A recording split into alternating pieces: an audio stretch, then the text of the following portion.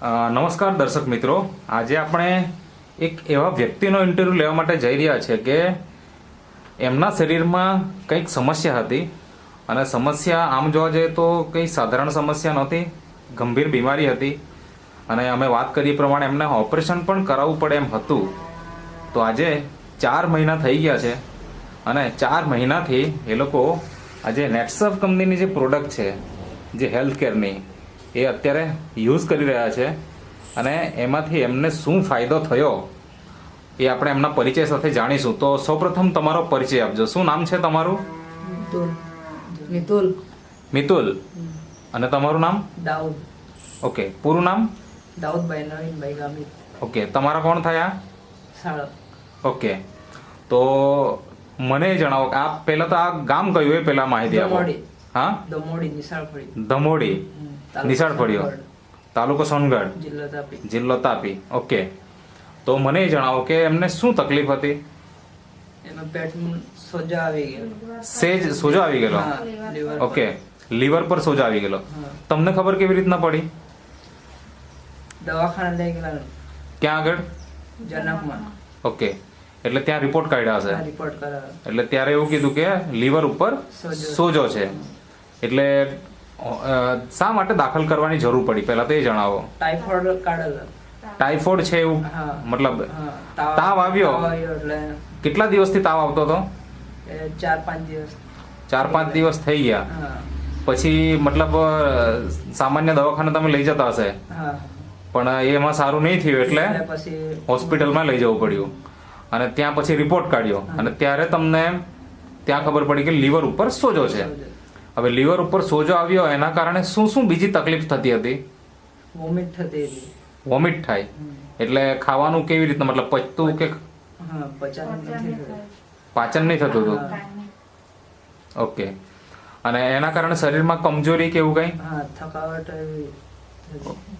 Okay, હવે મને જણાવો કે ઘણી વખત લીવરના પ્રોબ્લેમ આપણને કંઈ વ્યસન હોય ને તો પણ થાય, હા. તો એવું કંઈ હતું ખરું? હા, વ્યસન હતું. શું થતું મતલબ શું વ્યસન હતું? બોલી શકો તમે? દારૂ. દારૂ. અને એના કારણે આ પ્રોબ્લેમ આવ્યો, બરાબર ને? હવે આ કેટલા મહિના થયા હશે અંદાજે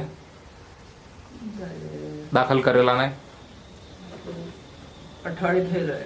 ના, અત્યારે કેટલા મહિના થઈ ગયા એમ? અત્યારે 5-1 મહિના. અચ્છા, 5-1 મહિના જેવા થઈ ગયા. હા. હવે અત્યારે કેવું છે એમ ખાવામાં? વોમિટ અત્યારે પણ થાય ખરી? ના, નથી. ઓકે, હવે આ જે નેટસર્ફ કંપનીની જે પ્રોડક્ટ છે નેચરામોર, એ તમે કેટલા મહિનાથી વાપરી રહ્યા છો?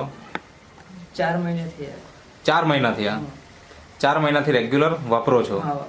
તો પહેલાનો શરીર અને આજના શરીરમાં કેટલો ફેરફાર દેખાય તમને? બહુ ફરક થાય. મતલબ બહુ ફરક એટલે શું એમ? એટલે પહેલા વોમિટ ને એવી થતી તે હમણાં નહીં થાય. ઓકે, ખોરાકમાં કેવું છે? ખોરાકમાં વ્યવહાર જ. પહેલા કેટલું ખાતા અને હમણાં કેટલું ખાય? પહેલા તો ખવાય નહીં, તો હમણાં ખાઈ લે. એટલે પહેલા ખવાતો જ નહીં? હા. અચ્છા, વોમિટ થઈ જાય. તો ત્યારે શું ખવડાવતા પછી? ત્યારે સાદું જ પેલું મગ. મગનું પાણી? અચ્છા, અને અત્યારે? અત્યારે તો બધું જ ખાય. બધું જ ખાય મતલબ આપણે જે ખાઈએ તે બધું જ ખાય? હા. ઓકે, બીજું હરવા ફરવા ચાલવામાં પહેલા શું તકલીફ થતી? પહેલા તો આરામ જ કર્યા કરતા. ઓકે. હમણાં તો બધું જ કરે એમ કામમાં. ઓકે. ઓકે, તો હજુ આપણે રિપોર્ટ કાઢવાનો બાકી છે, બરાબર? ક્યારે રિપોર્ટ કાઢવાના? એ પેલો 2 મહિના પૂરા થાય, પેલો 6 મહિના કોર્સ પૂરો થાય ત્યારે પછી. ઓકે, 6 મહિના મતલબ કે અત્યારે આપણે નેટસર્ફ કંપનીની જે પ્રોડક્ટ વાપરી રહ્યા 4 છે મહિના થયેલા. એ 4 મહિના થઈ ગયા, બીજા 2 મહિના વપરાય પછી આપણે રિપોર્ટ કાઢવાના છે કે ભાઈ કેટલો ફેરફાર આવ્યો, બરાબર ને? હા. અત્યારે બહારથી તો આપણને ફેરફાર દેખાય જ છે પણ અંદરથી શું ફેરફાર આવ્યો એમ, બરાબર ને? અચ્છા, તો તમને આ માહિતી કોણ આપી એ થોડીક વાત કરો. એ રાકેશભાઈ. રાકેશભાઈ. અને અહીંયા કોણ તમને પ્રોડક્ટ આપવા માટે આવેલું? ઇમરાનભાઈ. ઇમરાનભાઈ આજે અહીંયા બાજુમાં બેઠેલા છે. હા. ઓકે, ઇમરાનભાઈ બોલો સાહેબ. તમે જ્યારે અહીંયા આવ્યા ત્યારે શું કન્ડિશન હતી અને તમે શું ટ્રીટમેન્ટ કરાવી, કેવી રીતની થોડીક વાત કરો. આજ ગામની અંદર સાહેબ એક મારો મિત્ર છે રાકેશ કરીને, અને એ રાકેશે મને એક કોન્ટેક્ટ રેફર કરેલો હતો સેમ ટુ સેમ એમના જ જેવી કન્ડિશન હતી અને આજે તે વ્યક્તિ પણ સારો થઈને ફરતો થઈ ગયો છે.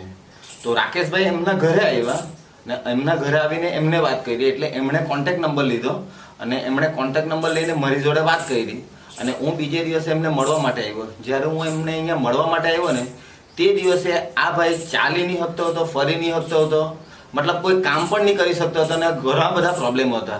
લીવર પર સોજો હતો, લીવર પર ગાંઠ હતી, બેલારુબિન ફાટવાની તૈયારી થઈ ગયેલી.